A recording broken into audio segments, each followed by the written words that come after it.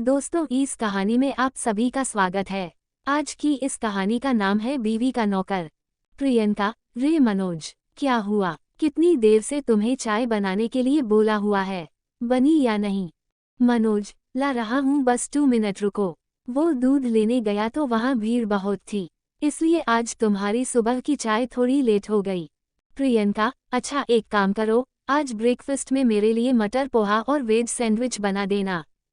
प्रियंका को घर के काम करने पसंद नहीं थे। शादी के बाद वो सिर्फ अपने ऊपर ही ध्यान देती थी और मनोज ऑफिस के साथ साथ घर के सारे काम भी देखता था। इसी कारण मनोज ने अपने ऊपर ध्यान देना बंद कर दिया था। ऐसे ही एक दिन, प्रियंका, मनोज, अच्छा हुआ ऑफिस से जल्दी आ गए। हमें कल सुबह की गाड़ी से जाना है तो तुम मेरी साड़ियाँ प्रेस करके अटैची लगा लो। और सुबह जल्दी उठकर आलू पूरी बनाकर पैक कर लेना, मुझे फिर रास्ते में ट्रेन में भूख लगेगी। अच्छा, रसोई समेट लेना, मैं सोने जा रही हूँ, मुझे नींद आ रही है। मनोज, ठीक है, तुम आराम से सो जाओ, मैं सब काम कर दूंगा। प्रियंका खर्राटे लेकर सो जाती है। मनोज बेचारा थका हारा सारे घर का काम समेटकर सोता है और अगले दिन सुबह फिर 4 बजे उठकर ट्रेन में ले जाने के लिए खाना बनाकर पैक करता है। प्रियंका अपने आप को संवारने में ही लगी रहती है। वो तो अपना एक दुपट्टा तक भी अटैची में खुद से नहीं रखती। पूरी अटैची मनोज तैयार करता है और दोनों शादी में दिल्ली पहुंचते हैं। प्रियंका मनोज को बाहर छोड़ देती है और खुद होटल के अंदर चली जाती है।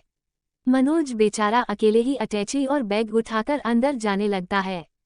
गार्ड, 7 स्टार होटल है, तुम अंदर नहीं जा सकते। मनोज, तुम जानते भी हो मैं कौन हूँ। गार्ड, देखने से तो अब क्या ही बोलें। जो भी है, तुम ऐसे अंदर नहीं जाने देंगे, समझे? अंदर बड़े बड़े लोगों ने होटल के कमरे बुक किए हुए हैं।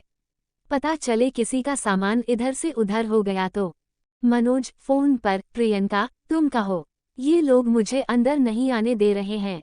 प्रियंका, अच्छा रुको, मैं अभी आती हूँ। प्रियंका, गार्ड से, क्या हुआ? तुम इन्हें अंदर क्यों नहीं आने दे रहे हो? प्रियंका की दोस्त, सॉरी जीजू, आपको इतनी परेशानी हुई। गार्ड, सॉरी सर, हम आपको पहचान नहीं पाए। प्रियंका, मैंने तुम्हें कहा था ना कि कुछ नए कपड़े खरीद लो। करा दी ना मेरी बेइज्जती सब लोगों के बीच में। अब देखो मैं कितनी सुंदर लग रही हूँ और तुम मेरे साथ चलते हुए कितने बेकार लग रहे हो। मनोज बेचारा चुपचाप प्रियंका की सारी बातें सुनता रहा। गलती उसकी नहीं थी, उसके पास इतना समय नहीं था कि वो अपने कपड़े भी ढंग से बदल पाता या नए कपड़े खरीद पाता।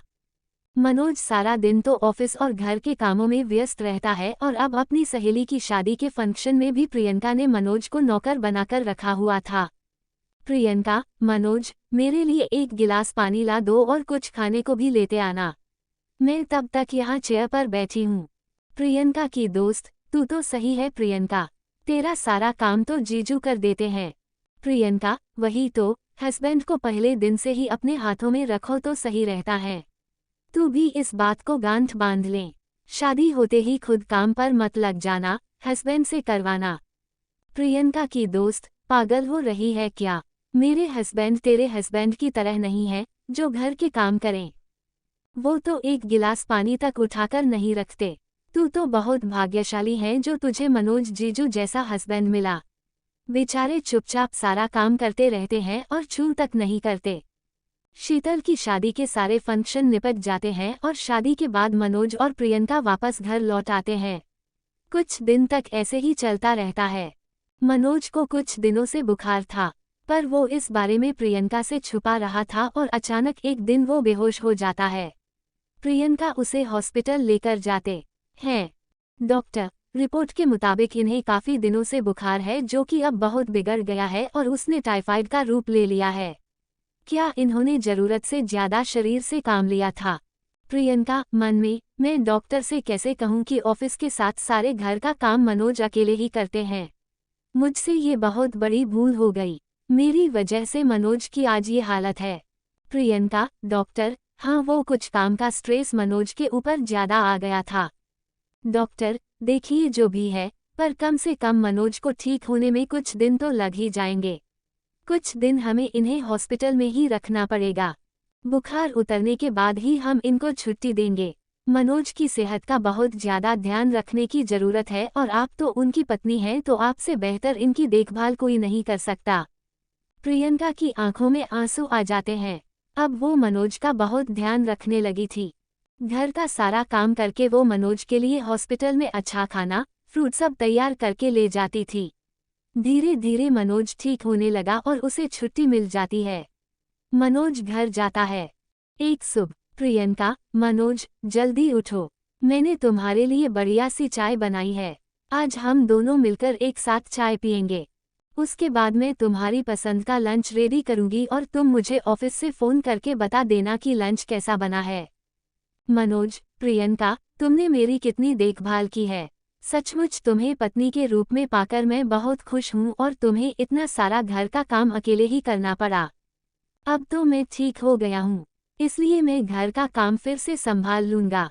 प्रियंका, मनोज, मैं नहीं, हम दोनों मिलकर इस घर को संभाल लेंगे। हाँ मनोज, मैं गलत थी। पति पत्नी के रिश्ते में सिर्फ एक को ही जिम्मेदारी नहीं संभालनी होती, बल्कि दोनों बराबर बराबर के हिस्सेदार होते हैं। ये बात मुझे समझ आ गई है। आज की ये खास और मज़ेदार कहानी आपको कैसी लगी, नीचे कमेंट में जरूर बताएं। ऐसे ही वीडियो देखने के लिए हमारे चैनल को लाइक एंड सब्सक्राइब करें। Thanks for watching.